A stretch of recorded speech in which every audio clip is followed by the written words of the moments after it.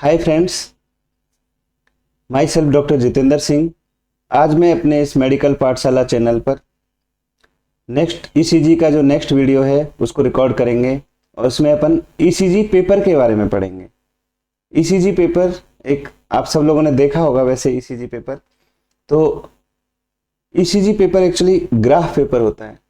सब लोगों ने बचपन में ग्राफ पेपर यूज किया होगा मैथ का ग्राफ बनाने के लिए।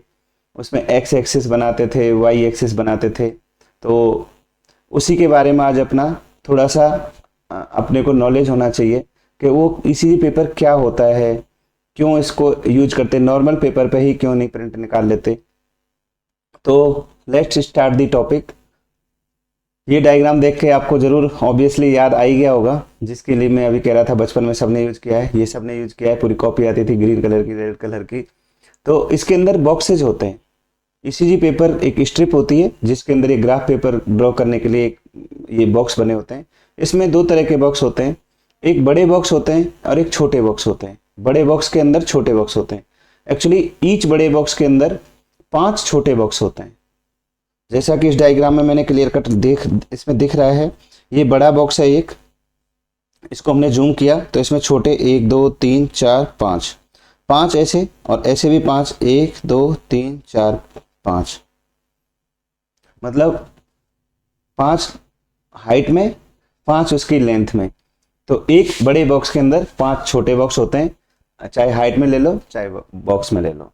अब एक जो छोटा बॉक्स है उसका 1 स्मॉल बॉक्स का जो साइज है, डायमेंशन है, वो आपको पता होना चाहिए। 1:1 mm होता है। 1 mm ऊंचा और 1 mm चौड़ा होता है। कौन सा वाला बॉक्स? 1 small box. ऐसे ही अगर हम बात करें तो एक बड़ा बॉक्स कितने mm का हो गया? 5 mm का हो गया। तो एक बड़ा बॉक्स 5 mm का हो गया।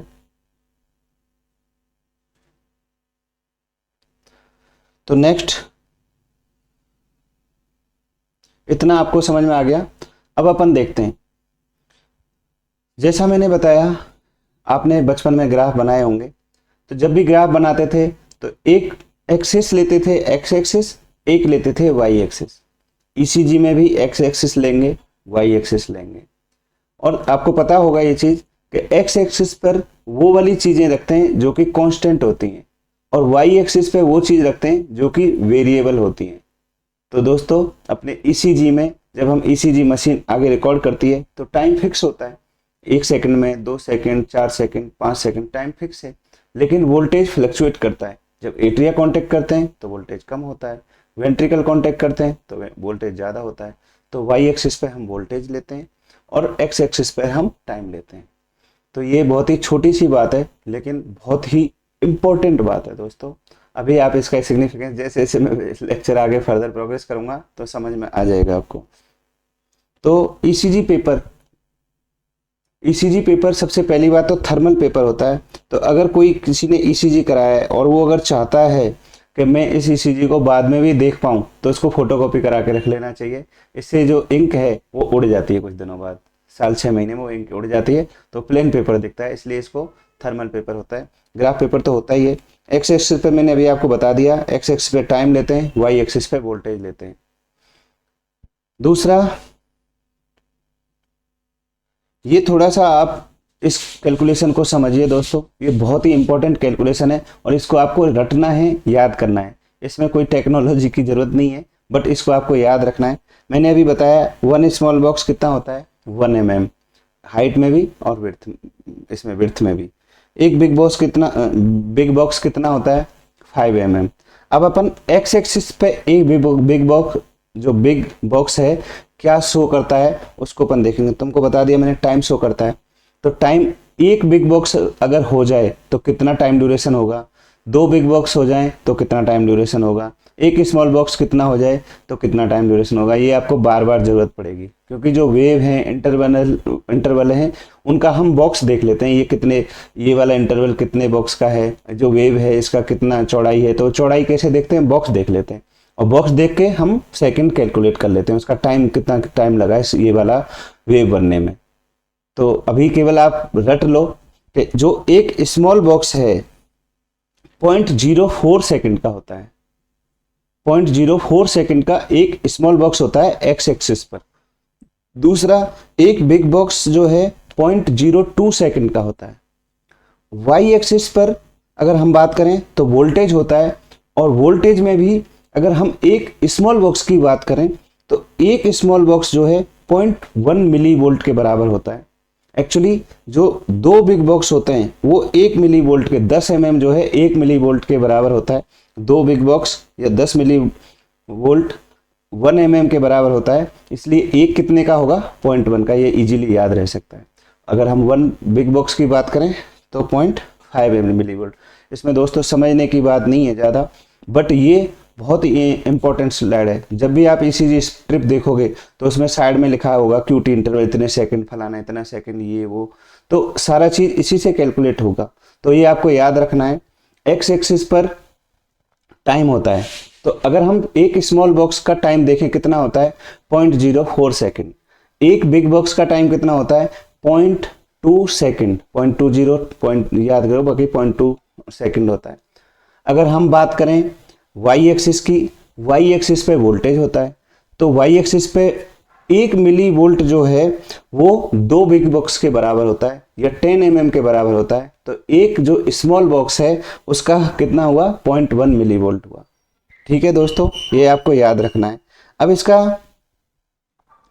ये मैंने और एक डायग्राम में लिखा है सारा, तो ये आप डायग्राम देख लीजिए कि जैसे पहले अपन एक्स एक्सिस ही देखते हैं।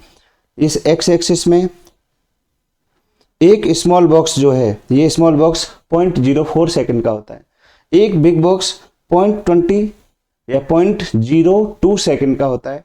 अगर हम एक सेकंड में कितने होंगे, जब पता है हमें एक बॉक्स का साइज 0.2 सेकंड है तो एक सेकंड में 5 बॉक्स होंगे दोस्तों। ये बहुत इंपॉर्टेंट है, क्योंकि जब हम हार्ट रेट कैलकुलेट करते हैं किसी भी ईसीजी में कितनी हार्ट रेट आ रही है, तो ये कैलकुलेशन वहाँ काम आती है, इसलिए मैं इस पर इतना फोकस कर रहा हूँ। तो आपको बता दिया मैंने 0.2 सेकंड 1 बिग बॉक्स, तो एक सेकंड में 5 बिग बॉक्स, तो 10 सेकंड में कितने होंगे 5 × 10 5 बिग बॉक्स। तो हमारी जो ईसीजी मशीन है वो 10 सेकंड की ईसीजी स्ट्रिप निकालती है। तो एक स्ट्रिप में ऑलमोस्ट कितने बिग बॉक्स होंगे 50, लेकिन हमें हार्ट रेट कई बार कैलकुलेट करने के लिए पूरे 1 मिनट की स्ट्रिप निकालनी होती है। तो 1 मिनट की तो स्ट्रिप निकलेगी नहीं, बहुत लंबी स्ट्रिप निकलेगी, कितना कागज खर्च होगा। तो हम हमेशा 10 सेकंड की ही ईसीजी स्ट्रिप निकालते हैं और उसको × 6 कर लेते हैं। तो 50 × 6 करेंगे तो 1 मिनट में कितने बिग बॉक्स बन जाएंगे, इस ईसीजी स्ट्रिप पे 300 बिग बॉक्स बन जाएंगे। तो शायद मुझे लगता है शायद आपको समझ में आ गया होगा। नहीं आया तो कोई बात नहीं, इस वीडियो को दोबारा देखना है, और दोबारा देखने से भी नहीं आए तो कोई बात नहीं, फिर जब अपन नेक्स्ट वीडियो बताएंगे उसमें भी इस चीज़ को बार बार बताएंगे, क्योंकि ये हर जगह काम आती है। हर ईसीजी में अपन हार्ट रेट कैलकुलेट करेंगे, और जब हार्ट रेट कैलकुलेट करेंगे तो ये चीज़ देखेंगे। अपन बात करते हैं वाई एक्सिस। वाई एक्सिस पे वोल्टेज होता है 1 मिली वोल्ट होता है, कितना 2 बिग बॉक्स, या 10 mm का 1 मिली वोल्ट होता है। तो एक स्मॉल बॉक्स का साइज कितना होता है 0.1 मिली वोल्ट। तो जो हम ये वेव मैंने बना रखी है इसका वोल्टेज देखना है, मतलब अगर इसका साइज ज़्यादा है, वाई एक्सिस पे अगर वेव का साइज ज़्यादा है तो क्या मतलब है इसका, उसका वोल्टेज ज़्यादा है। अगर किसी वाई एक्सिस पे जैसे इसका पी वेव का वोल्टेज कम है, छोटी सी है, तो इसका मतलब उसका वोल्टेज, पी वेव छोटी मतलब इसका वोल्टेज कम है। अब देखिए दूसरा, अगर इसके बीच की डिस्टेंस ज़्यादा है पी वेव के या क्यू आर एस के वेव की डिस्टेंस ज़्यादा है, इसका क्या, यहाँ से यहाँ तक का टाइम ज़्यादा लग रहा है, क्योंकि टाइम है एक्स एक्सिस पर। तो वाई एक्सिस पे अगर वेव का साइज ज़्यादा है, छोटा है या बड़ा है, तो क्या डिनोट करोगे, वो उसका वोल्टेज ज़्यादा है या वोल्टेज कम है। अगर नीचे एक्स एक्सिस पर अगर हम डिस्टेंस देख रहे हैं, अगर ज़्यादा है तो टाइम ज़्यादा लग रहा है, कम है तो टाइम कम लग रहा है। अब शायद आपको थोड़ा और समझ में आया होगा। नेक्स्ट, ये वाली डायग्राम पढ़ने के बाद आपको बहुत कुछ समझ में आ जाएगा, और ये बहुत ही इंपॉर्टेंट है, बहुत मतलब बहुत ज़्यादा इंपॉर्टेंट है। ये बेसिक्स हैं एक्चुअली। ये बेसिक अगर आ गए किसी को तो ईसीजी में तो कुछ है ही नहीं। ईसीजी सबसे सिंपलेस्ट वो है, और ईसीजी बहुत ही इंपॉर्टेंट इन्वेस्टिगेशन है जो कि अपने को आना चाहिए, क्योंकि ईसीजी अगर देखना नहीं आता है और तो समझ लो आप कई बार किसी पेशेंट की आपकी वजह से जान जा सकती है। और अगर आपको ईसीजी देखना आता है तो मायोकार्डियल इन्फार्क्शन अगर टाइम से पहचान लिया आपने और अगर आपने उसको टाइमली रेफर कर दिया हायर फैसिलिटी पे तो आप उसकी जान बचा सकते हो दोस्तों। तो इसलिए मैं इस पे काफ़ी ज़्यादा फोकस कर रहा हूँ। एक्स एक्सिस पर जो वेव अगर पास पास है इसका मतलब क्या है, टाइम कम लग रहा है। सही है, टाइम कम कब लगेगा, जब स्पीड ज़्यादा होगी मतलब फास्ट है, स्पीड ज़्यादा कब होगी मतलब टैकीकार्डिया होगा। अगर ईसीजी स्ट्रिप में यहीं से आपको हार्ट रेट का वो कंसेप्ट बनना शुरू हो गया। अगर तुम ईसीजी की स्ट्रिप देख रहे हो और उसमें जो क्यूआरएस बने हैं वो पास पास हैं, उसका मतलब उनको बनने में टाइम कम लग रहा है, उसका मतलब स्पीड ज़्यादा है। स्पीड ज़्यादा है मतलब टैकीकार्डिया है। आया समझ में? उल्टा करते हैं अपन। अगर ईसीजी स्ट्रिप में क्यूआरएस दूर दूर हैं इसका मतलब क्यूआरएस बनने में टाइम ज्यादा लग रहा है। टाइम ज्यादा कब लगेगा, जब स्पीड कम होगी, मतलब ब्रेडिकार्डिया हो रहा है। तो आपको जब ईसीजी स्ट्रिप देख के ही समझ में आ जाएगा इस पेशेंट को टैकीकार्डिया है कि ब्रेडिकार्डिया है। कैसे समझ में आएगा, उसके क्यूआरएस देखने। अगर क्यूआरएस दूर दूर है, एक क्यूआरएस यहाँ है फिर दूसरा क्यूआरएस बहुत दूर है, तो मतलब उसकी स्पीड कम है। स्पीड कम है मीन्स वो ब्रेडिकार्डिया हो रहा है पेशेंट को। और क्यूआरएस, एक क्यूआरएस फिर दूसरा क्यूआरएस तीसरा क्यूआरएस पास पास है, बहुत ही कम डिस्टेंस पे है, एक दो खाने जो बिग बॉक्स है एक दो खाने के बाद ही दूसरा क्यूआरएस आ रहा है, मतलब पास पास है, मतलब उसकी स्पीड फास्ट है, पेशेंट को टैकीकार्डिया हो रहा है। नेक्स्ट क्यूआरएस देख लिया, अब अपन देखते हैं पी वेव। अगर पी से आर की वेव की बीच की दूरी, पी से आर के वेव की, जो पी से आर वेव बनती है आप जानते हो पी क्यूआरएस तो, और बाकी अभी अपन लेक्चर बनाएंगे तो देखेंगे। पी से आर वेव की डिस्टेंस अगर कम है मतलब पी आर इंटरवल शॉर्ट है, पी आर इंटरवल शॉर्ट है, तो इसका क्या मतलब है, इसका पी वेव से आर वेव तक मतलब ऐसे नोड से ए बी नोड तक के बीच का कंडक्शन फास्ट है। अगर पी आर इंटरवल प्रोलॉन्ग्ड है, प्रोलॉन्ग्ड मतलब दूरी ज्यादा है, तो इसका मतलब जो ऐसे नोड से जो करंट निकला आर वेव तक देर में आ रहा है, तो कहीं ना कहीं ब्लॉक हो रहा है। तो पी आर इंटरवल देख के क्या समझ में आ जाएगा, पेशेंट को ब्लॉक तो नहीं हो रहा, और इसको देख के क्या समझ में आ जाएगा क्यूआरएस को, पेशेंट को ब्रेडिकार्डिया और टैकीकार्डिया तो नहीं हो रहा। तो दोस्तों अभी तो अपन ईसीजी का पेपर पढ़ रहे थे, वाई तो थोड़ा सा और आगे देखेंगे जब लेक्चर पढ़ेंगे तो और चीजें क्लियर हो जाएंगी।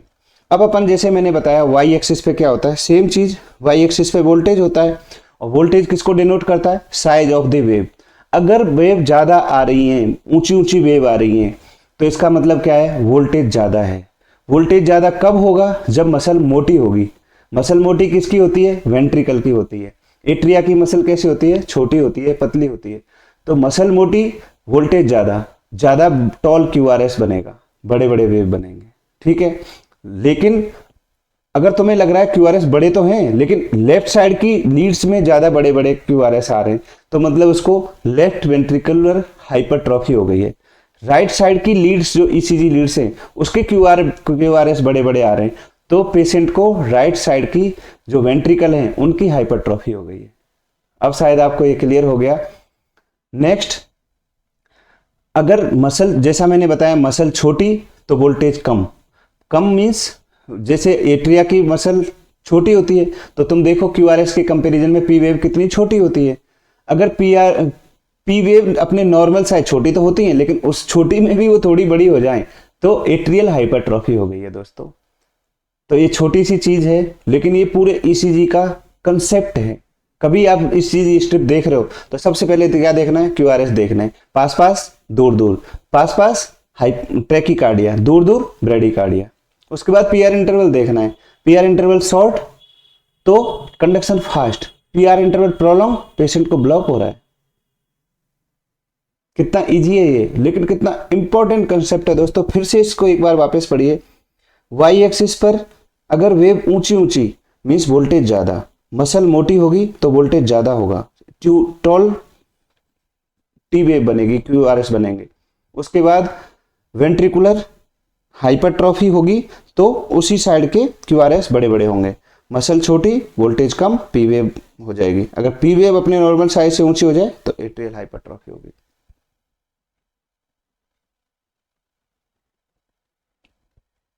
थैंक यू दोस्तों। आज का ये लेक्चर बहुत ही छोटा था, लेकिन ये बहुत इंपॉर्टेंट लेक्चर है दोस्तों। ये बेसिक हैं, अगर किसी के बेसिक अगर स्ट्रॉन्ग हैं तो उसको डिफ़िकल्ट चीज़ें आराम से समझ में आ जाती है, और अगर किसी को बेसिक ही ना आए तो फिर वो डिफ़िकल्ट चीज़ें समझने की ना तो कोशिश उसको करनी चाहिए, और कोशिश करे तो कभी उसको समझ में भी नहीं आता है। तो पहले दोस्तों बेसिक पे फोकस करना चाहिए। तो मैंने ये डिसाइड किया है, अपन जो ईसीजी के लेक्चर हैं इसी सीरीज में वो करेंगे कि कोई आदमी एक बार अगर सारे लेक्चर सुन ले तो चाहे वो टेक्नीशियन ही हो, वो ईसीजी की हर चीज़, हर ज़्यादा से ज़्यादा चीज़ें देख पाएगा। थैंक यू दोस्तों। अगर आपको ये मेरा वीडियो पसंद आया है तो मेरे चैनल को लाइक एंड सब्सक्राइब करें। Thank you again.